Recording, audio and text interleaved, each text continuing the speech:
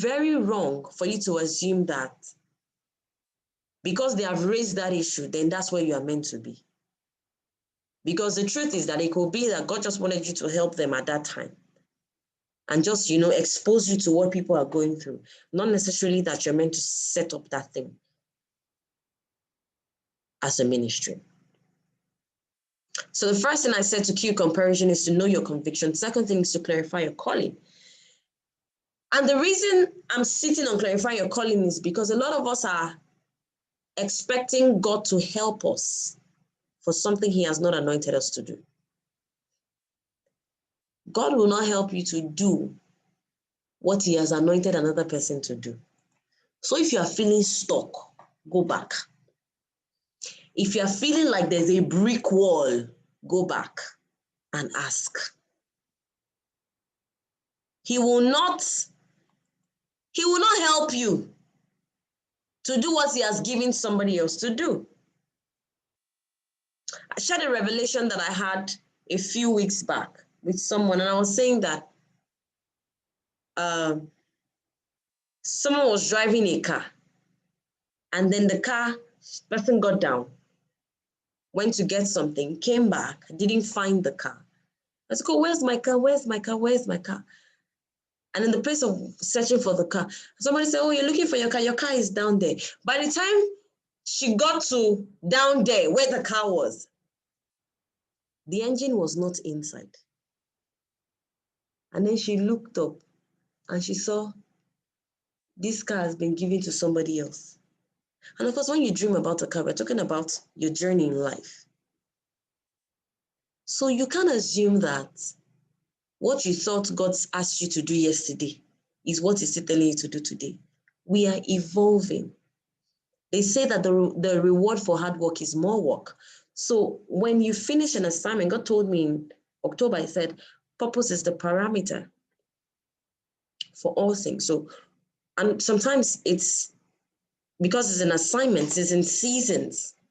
So when he says, this is what I want you to do, and you're done with it, it will be wrong for you to tabernacle there. You can't. And that's what we're going to be talking about, the strategy to move tomorrow. You can't build a tent when the cloud is moving. You can't. You can't. The cloud is moving. The cloud is moving. So you can't decide and say, oh, this is what God has asked me to do since God knows how long, and this is what I'll keep doing. Clarity helps you to move with speed. Clarity helps you to move with focus. Once you are clear, once you know your conviction and then you are clear about the strategy, which is what I'm going to be breaking down tomorrow. Once you're clear, there's nothing anybody can do. You just look at them and you laugh. The third thing is that you must be confident in God's competence. Because a lot of times, and even in this season, God will be reintroducing you to something that you should do, right? And it will seem as if either you don't feel competent enough to do it, you don't think that you have enough prowess to do it, you don't even think that you have the education for it, or you don't even think that you have the degree for it. And so in killing comparison, what you're saying and what you're doing is you're saying that it's not in my power. Like it's not even in my power to do anything. This is God's bit. This is God's bit. And so when you get to the point where you're saying, oh God, somebody else is doing, you remember that your confidence is in his competence, is in what he wants to do through you. That's what drives your work. What drives your work is not the goal that you set. What drives your work is what he has said and what you keep hearing him say that he wants to do. So you don't go ahead because, oh, I know what I want to do. You move because God is moving on the path that you're moving on. Build your confidence on his competence. Build your confidence on his competence. Saul and David in 1 Samuel 20. The Bible says that they went to battle and then the people came and they were singing, oh, David killed 10,000, Saul killed 1,000. And then we begin to see Saul as an insecure guy. And then he started, everything that was wrong with Saul was insecurity. And that was because he built his identity on David's, or his worth on other people's opinion. That's what I was talking about when I said know your conviction, and I was saying that is your ambition built as a result of the validation that you need from other people? Are you doing what you're doing right now because somebody told you that you cannot do it? Or you're doing it because you know that God said you should do it? So because of people shifting opinions and ideas, we see Saul lose the Spirit of God to a tormenting spirit.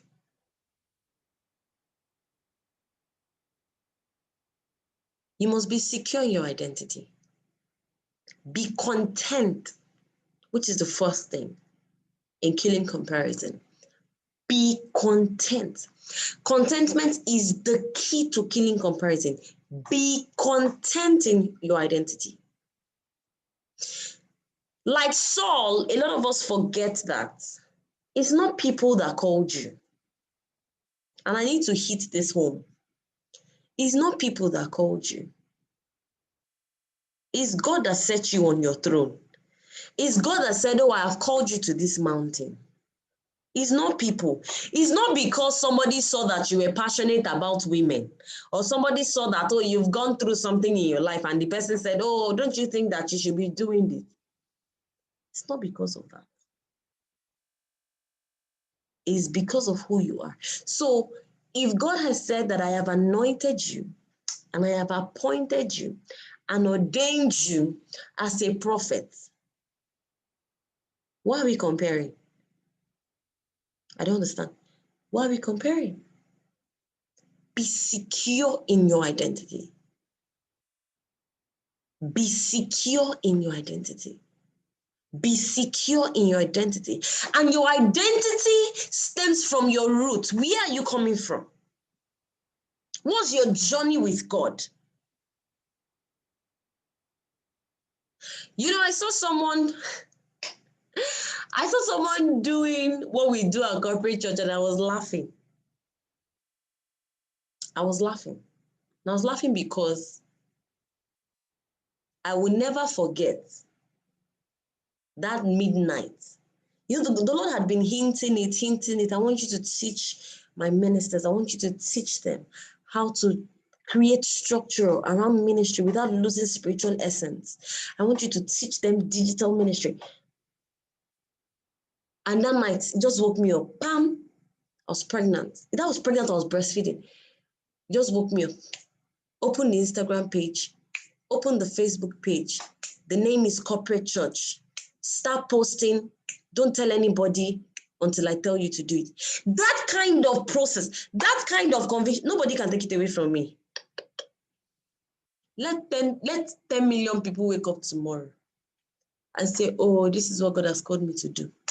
I will cooperate with them.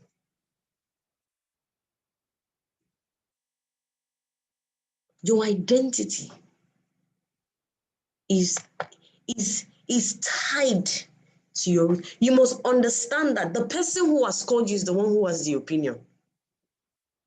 Is the one whom you should listen to.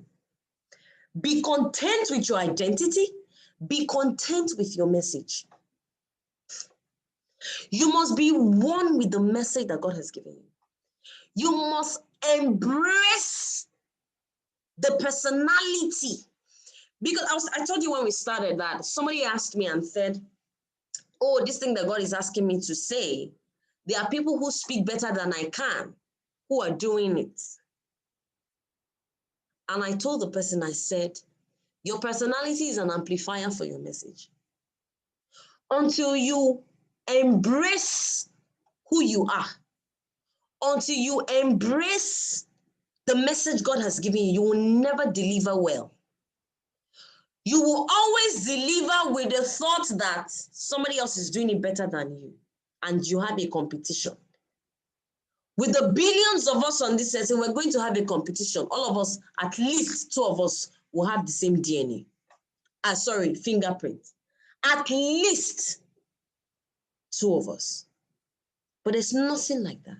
So nobody is your competition. I can't remember what I was doing one day when the Lord said, Madam, don't hustle with ministry. And that's what a lot of us are doing. You see somebody do one thing today, say, oh, I think I can do this. It's different from when, and I need to explain this well. It's different from when you're doing something and God says, I want you to do this. That's different.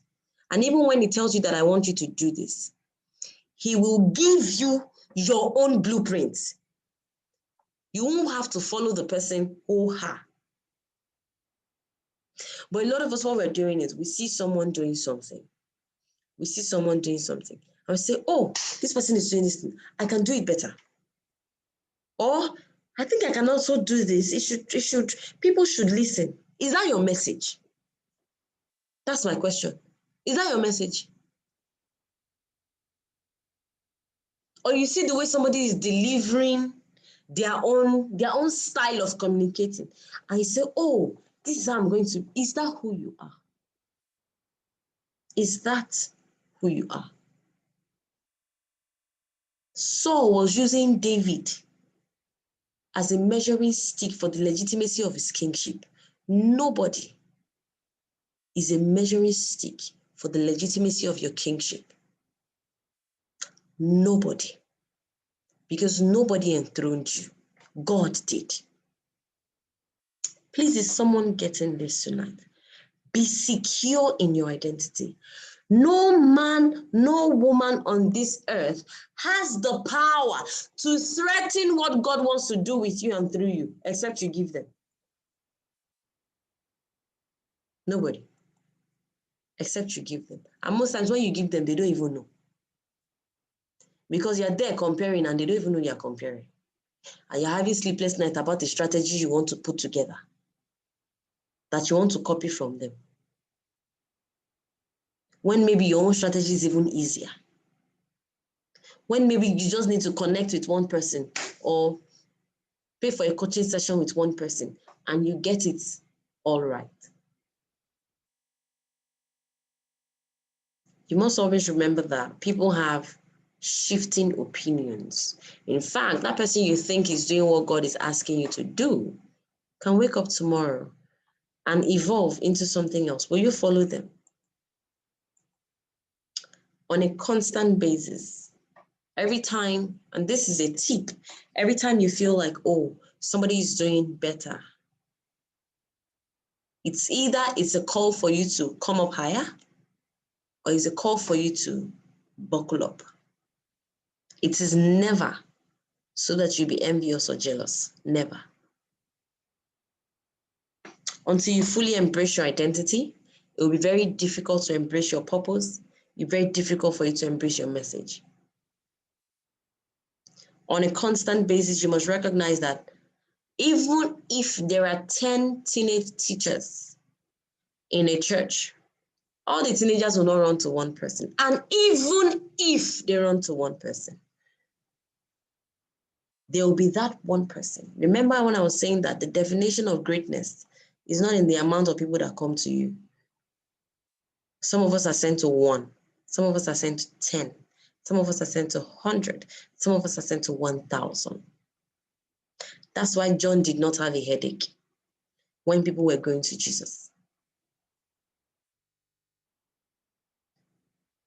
No man can take what God has given you. No one on earth is your competition. There is no one person like you. And if you don't come into this reality, it'll be very difficult for you to live a full life of purpose.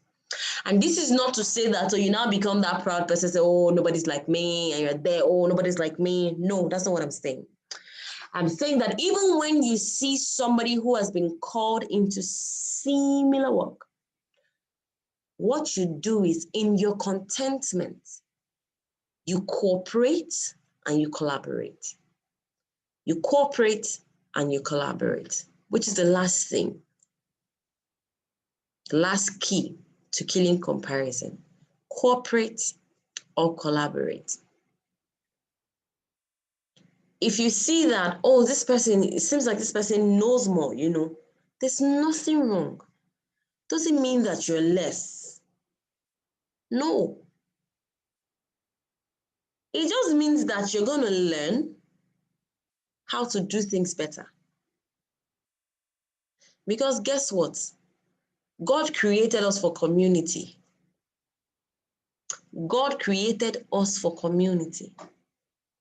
There's no one person who says, oh, I don't want to do anything with anybody. No, there's always that one person. In fact, sometimes when you're seeing people who are doing similar things,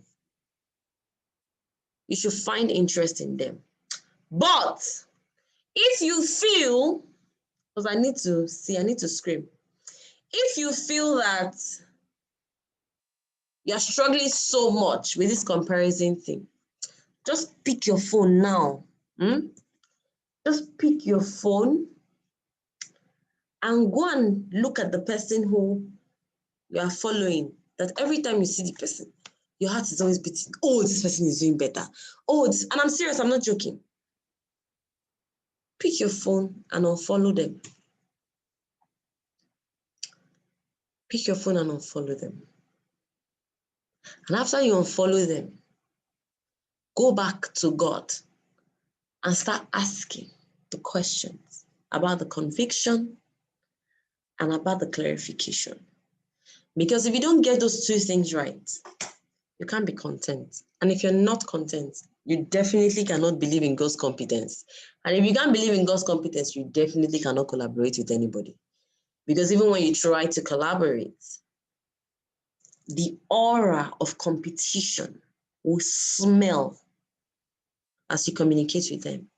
And if it's someone who can tell from a distance, then it means that there's something wrong with character. Right? So this is day one. I believe that I have said something that probably has made sense to you, and you're willing to begin to, do a check to see that, okay, how can I be better? How can I get to do or sit in the role of the responsibility that I have been given? Because see, I'll go back to the beginning. There's more work to be done, and there are more people that God is raising to do more things, because God is not joking in this time. And that's why on day one, we have to kill comparison, so that when you see somebody that is in similar line, you are already clear. The Bible says that we know in parts, right? So if, for example, God now tells you, oh, I need you to do a conference on so and so and so, what happens is that the other people who have the other parts, if I use the example of the relationship people or the marriage counselors who is within our community, if I use them as an example, what I'm saying is that if God tells one of them that, oh, you have to do a conference, what now happens is that one person can call the other person and say, oh, I need you to come and talk to married people on how to keep their vows in view. I need you to, and then another person. So in fact, in Clarify Your Calling, once I go to your bio and I see something that is very vague, something like, and I see something like, I help you build godly relationship. That's vague, very vague. You've not clarified what you've been called to do. There is one thing you're meant to do, or you're meant to start with. There's one thing. So I know if you've clarified your calling from what I see on your data, on your bio. It's clear. It's clear. Because when people come online, they're looking for solution. I always say that. When somebody comes online, they're looking for solution. So they wouldn't type, I'm looking for godly relationship. That's not what they will type. They will type maybe prayer coach, or they will type marital vow, or they will type praying mom. They will type the solution they are looking for. So please go back tonight and go and ask questions. God, you have called me to marriage ministry. What exactly am I supposed to be doing? Am I supposed to be a marriage intercessor? Because that one is another angle. Everything, I always say that for everything, every message that God gives you, there are at least 4 sides to it. You need to know your side. What's your side? So if you come and meet me and tell me that, oh, the scripture God gave me for my ministry is Genesis chapter 1, verse 1. Okay, no problem. It's Genesis chapter 1, verse 1. But you know how many other people have Genesis chapter 1, verse 1?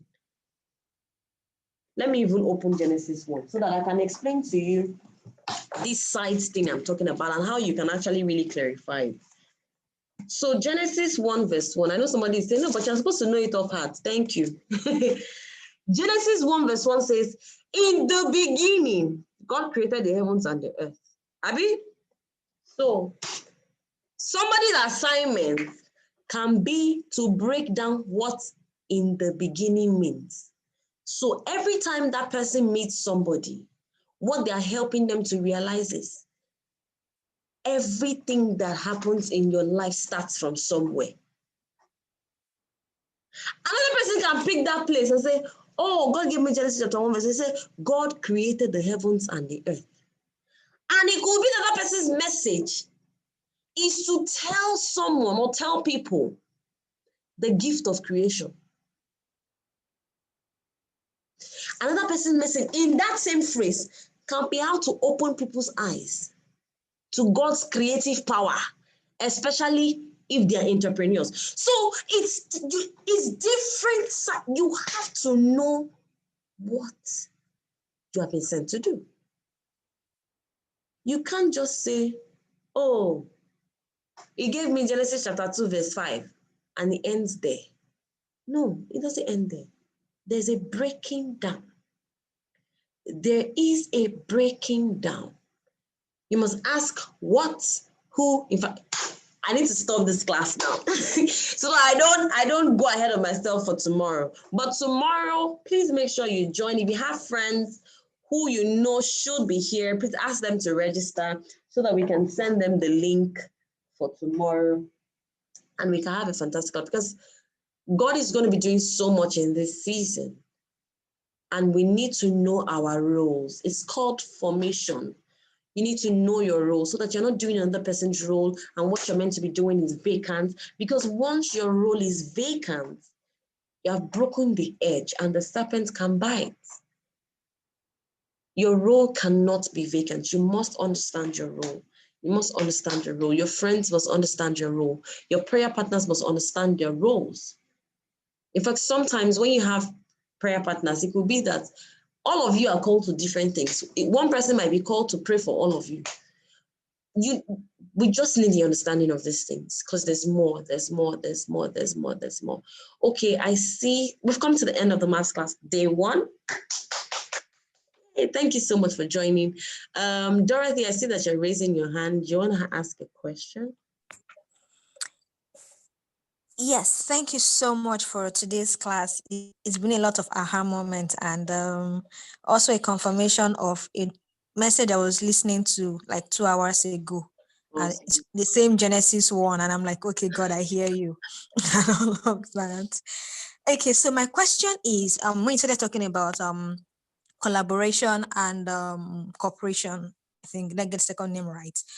And then so let's imagine that, okay, you know your ministry in quotes, you know what you've been called to do, you are already in it. But of course, you also have this heart to help people to, you're always looking for how to make them better. You're not competing everywhere you see, oh, you can do this, or you're a coach, you can create a course, you can do this and that. But it now looks as if the other people who are coming to you, the only time you come is to pick your brain on on how they can do what you're doing from you, right? So I'm not even going to say somebody said, because this is me. And I remember having a conversation with someone this week, and I felt off, right? Because person is asking me, okay, so how are you doing this? Okay, so how do you do this? You're doing this, how do you do it? And I'm like, I used to do it, like I can do it for you without you having to ask me questions. But when you now start coming to ask the same thing over and over again, wanting me to give you step by step on how I do it and all of that, for me, I find it very somehow. So the question is it that I am beginning to feel insecure, or it's just the human nature in me that is like, auntie, please leave me alone. Don't come and enter and take it. Don't come and replicate to what I am doing. Let me help you in the ways I can, but I think I still deserve the right to reserve some originality of my content and of my mode of operation. So that's my question. Okay, so I don't think that you're insecure. I don't think that that's what it is, because some people are just funny. Let me use that word. Some people are funny, and that's why even in collaboration or cooperation, your senses must be alert. There will be seasons where you're not meant to collaborate, and you must know those seasons. There will be seasons where it is only you. Take, for example, Elijah. There was a season where it was just him. Then there was a season where he had to go and look for Jehu, look for Elisha, and look for the third guy. And there had to be some sort of collaboration. So you need to know, that's why I said per time, per season. Depending on the season, the assignment, you need to ask questions. Because even in this time when we're saying, oh, you need to make your voice heard, you need to do this, you need to understand the structure. Everything boils down back to, God, okay, you're giving me this assignment. What's the role? What's the rule on this assignment? Before you gave it to me, you've had it all planned out. So am I meant to work with people? There's the who, what, where, when, how, whom, why question that you're meant to ask. So when somebody comes to you like that and is picking your brain, you already know they're picking your brain. In fact, when they come to you next time, you're saying, oh, I actually do this for a fee. And even with the fee, you don't release your trade secrets. It's normal. It's normal. Because your trade secret, how do I explain it? Upon every assignment, there is a DNA. There is a DNA on every assignment. That means there is an exclusive nature on every assignment. So even when you love somebody, take for example that the person who is coming to ask you somebody that you like and you love to help, you'll be wrong to tell them exactly how you're doing what you're doing. Because if they lift it like that, they are doing your work, they're not doing their work. So you're not even helping them. Do you understand? They are doing your work, they're not doing their work. So you have to leave that space for them to go back to the person who gave them the assignment and say, oh, this is how far I can help you. Trust me, you have to go back to God and ask questions. You guys know me. You guys who are within my community, you guys know me now. I always say, go back to God and ask. What is the Holy Spirit saying? So even if I tell you 1 to 6, the 7 to 10, you go back and go and ask. That's why when we're doing Ministry Accelerator program, I always say that I don't come to tell you your purpose. That's not my assignment. I come to help you put structure to it so that you can live your life, have fun, be fulfilled during ministry, and not be frustrated. That's what I help you to do. So I won't come and say, oh, God said this is what you're called to do. I might have an insight. I might see something, but I will check with you. I won't impose on you. Do you understand? So when people come to you like that and you know that they're coming to pick, the first thing, you already know they're coming to pick your brain. Is that you choose to respond or choose to shut it out, cut whatever it is that you want to tell them. Just filter your conversation. Know when you're meant to collaborate. Know when you're not meant to collaborate. We're not always meant to collaborate. So you must ask. And remember that when I was talking about collaboration and cooperation, I was talking about when you begin to feel that you are feeling you're comparing yourself to them, then maybe you should, it's not them coming to you. It is you now thinking, okay, God, can I collaborate with this person? You still take it to the table of the Spirit to ask, is there a role they are meant to play? Because at the end of the day, they are God's children as well. And if you're coming together is going to help more people, then fantastic. But if you feel that what they're actually doing is not to come and is not to advocate for kingdom, then there's no point. There's no point at all. Okay. So Mo is also saying Genesis 1. Okay, there are many people who are doing Genesis 1 because I believe that there's a lot that God is reintroducing us to. And so once you begin to get that reintroduction, there's a lot about Genesis 1 actually. I love Genesis 1. I love Genesis 1. In fact, don't let me say anything, but I love Genesis 1. Genesis 1 is loaded. So if he's saying that there's something in Genesis 1, and sometimes you also need to understand that sometimes he's the one talking to you in Genesis 1. He's not telling you to turn it into a product or tell you to turn it into a what's it called, a movement. You need to really sit with it and just, discern what he's saying, right? Okay, so thank you everyone for joining today's masterclass. Do not forget, we're continuing tomorrow. Tomorrow we're going to be doing strategically moving. How you can move from point no to point do. God is saying, this is what I want you to do. How do I get to do what God wants me to do? Okay, so Mo says that she has a question. Let me try and unmute you. Okay, so how do you move from one point to the other point without losing the essence of the message? Okay. Okay. All right. Thank you so much for joining the session tonight. We'll see you tomorrow again at 10 p.m. God bless you. If you have friends who should be here, please feel free to share them. Share the registration link with them. We'll be glad to have a lot more people tomorrow. Have a great night. Bye-bye.